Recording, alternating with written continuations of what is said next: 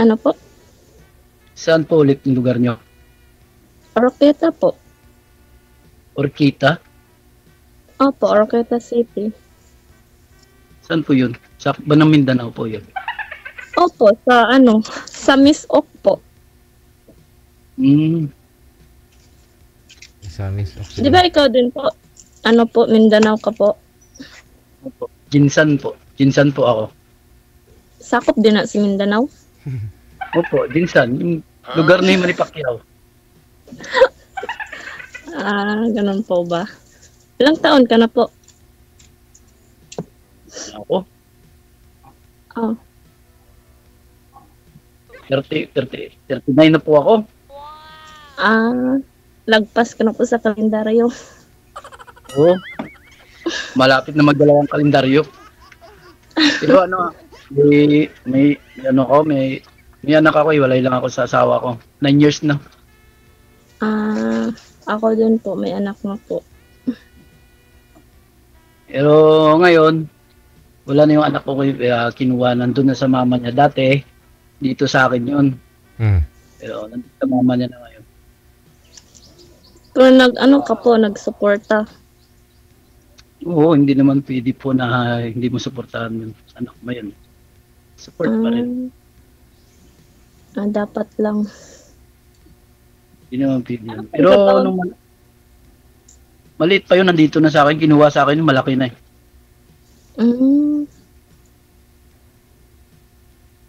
Anong trabaho mo po? Ano po? Driver. Ganun po ba? Bakit? Wala. May problema ba sa driver? Hindi naman po. Wala naman po problema. Driver po. Ikaw pa, ilang anak niyo pa? Ilan anak niyo? 2 po. Bisaya na lang to, Bisaya. Bisaya ka ba? Bawal po magbisaya dito. Ganun po ba? Sorry. Bago lang po kasi ako eh. Ako din po, same. First time. Parehas pala tayo. First time ka din? Opo, first time ko lang. Yung kaibigan ko lang nagturo sa akin. Kasama ko. Hiwalay po kayo, ma'am. Hiwalay po kayo, ma'am, sa asawa, ma'am. Opo. Kasal? Buwan pa po. Hindi po kami kasal. Buwan pa lang. Hindi po. Isang buwan pa lang kayo hiwalay? Hindi po, 1 buwan.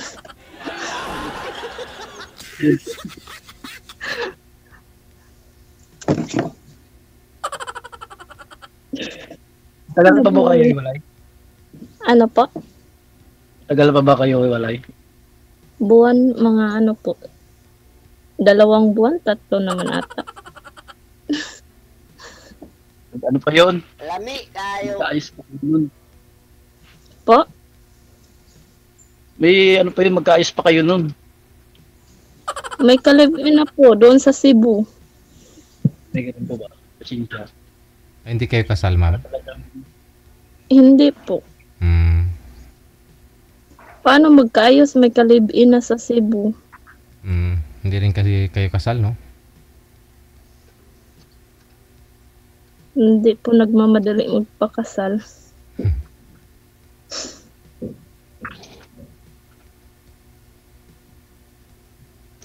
Ako 9 years na eh. Parehas, hindi rin ako kasal.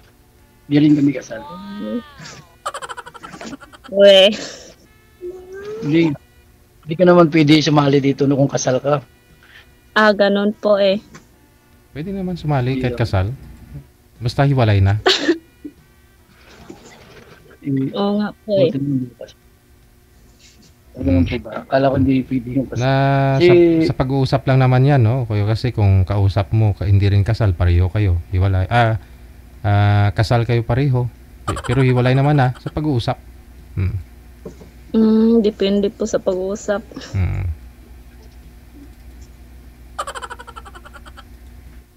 Tubod.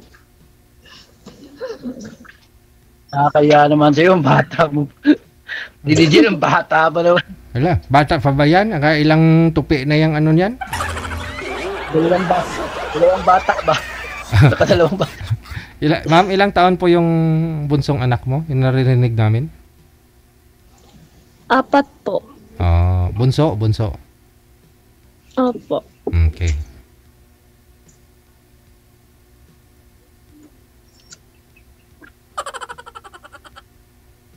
Saan po yung anak niyo ngayon? Ano po? Nandiyan ba yung anak mo nandiyan ba sa'yo ngayon? Opo. Basta naman po kayo dyan. Okay lang naman po. Para Ano po, naman? para ko pong kayong uncle. Kaya nga eh. Nakakaya naman.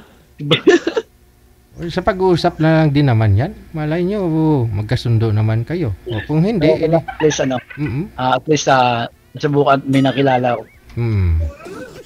First time ko lang natin. Kaibigan po. Okay lang po yun. Subukan ko Mas okay po yan na at least may edad yung lalaki kaysa sa babae. Mm-mm. Ikaw po ba, ma'am? Ano po ba yung hanap niyo, ma'am? Mas may edad po yung lalaki o mas may edad ka sa kanya? Mas may edad po yung lalaki, mga mga 20 plus. Ganun. 20 Same plus? din sa mga 29. Okay. Sa pag-uusap din naman Malay mo baka may kapatid din si sir na o kakilala na medyo match kayo. Opo. Oo. Di kayo may ate ka na rin na dalaga dyan, ma'am. May tita ka na dalaga, kaidara ni sir.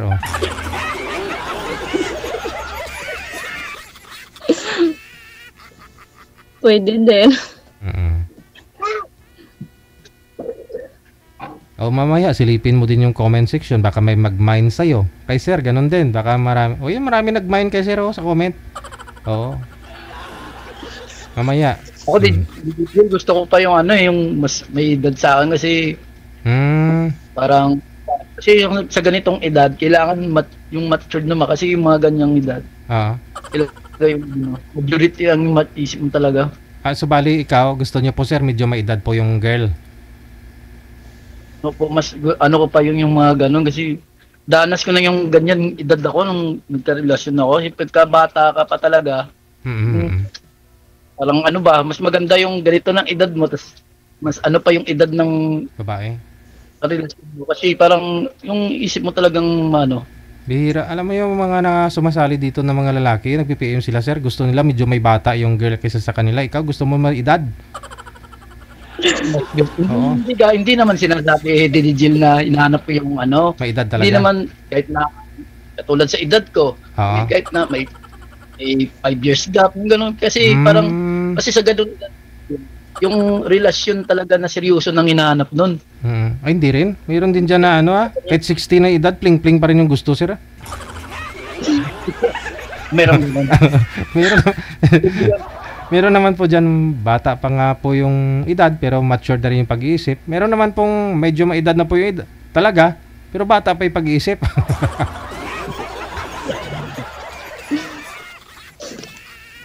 Kasi pagka bata pa yung mas maganda yung kasi edad mo or yung matanda.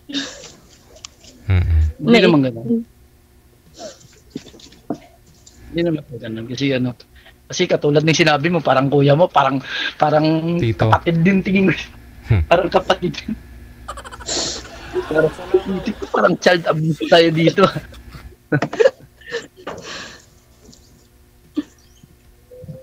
Oo nga po eh. Ba't ho kayo na ma'am naghiwalay Pero ng asawa? Ng niyo po ma'am, ng asawa, ng kalibin partner niyo. Bakit po kayo naghiwalay? Iniwan ka niya? Nagtrabaho ko kasi siya sa malayo sa Cebu. Nagkagalan doon, may ka-live-in na. Okay. Paano po yan? Kasi wala ka ng asawa. Sino po nagsusupport sa mga anak mo? Yung parents ko po, pero yung ex ko po, nagpadala naman po, nag-support naman po.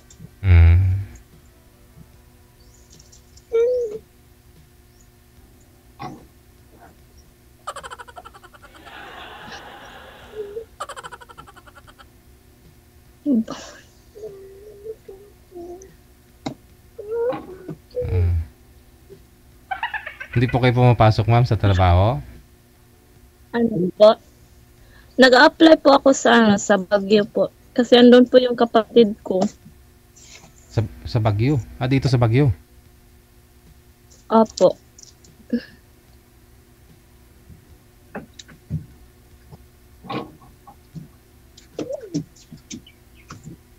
Salamat. Salamat din, Jill. Salamat din sa iyo.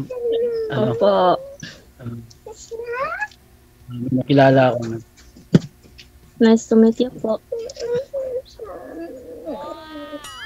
Mukhang gusto yata dumidi. Gusto yata dumidi ng anak mo, mama. Nagugutom na yata.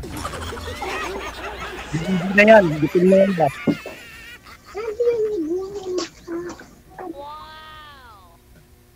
May Hindi. Salamat, Didi.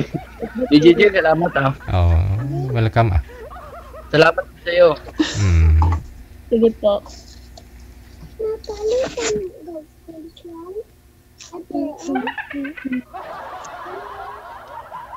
Ikaw po ba, sir, ilang taon na po ba kayong hiwalay?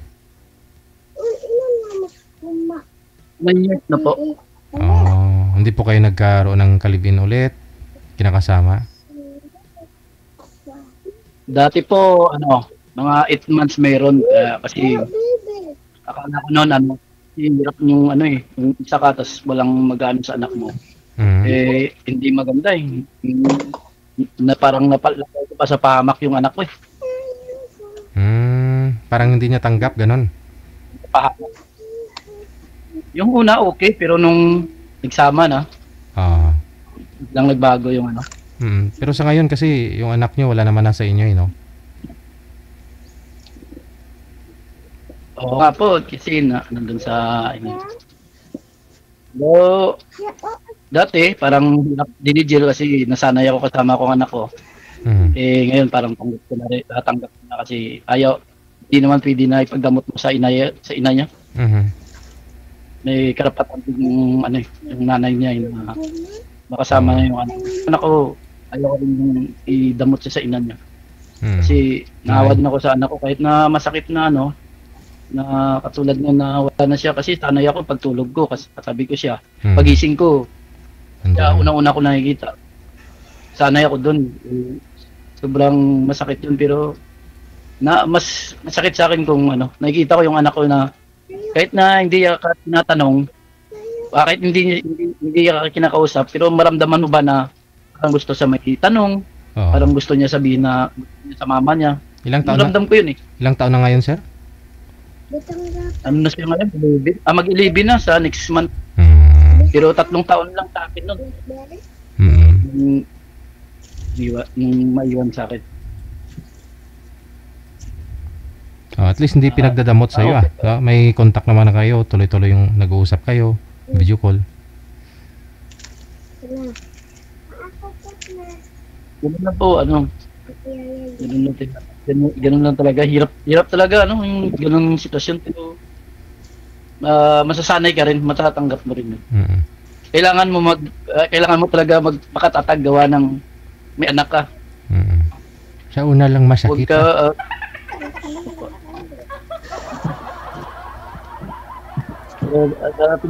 Uy, nawala si ma'am. Maraming salamat po. Nawala si ma'am bigla. Hello po, ma'am.